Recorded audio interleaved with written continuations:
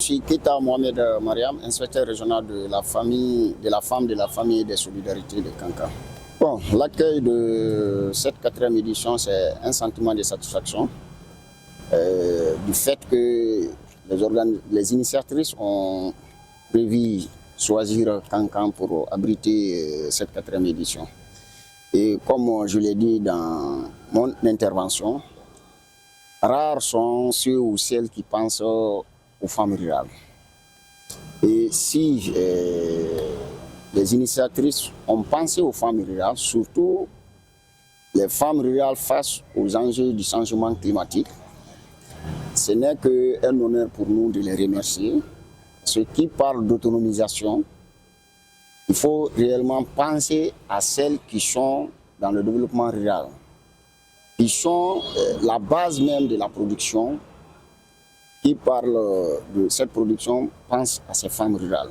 Donc si la structure a eu l'initiative de penser à ces femmes pour organiser un colloque afin qu'elles puissent échanger entre elles sur comment elles peuvent être épargnées ou mitiguer l'impact du changement climatique face aux productions, on ne peut que vraiment les remercier parce que ça facilite ou ça renforce l'autonomisation de ces femmes dans leur activité quotidienne.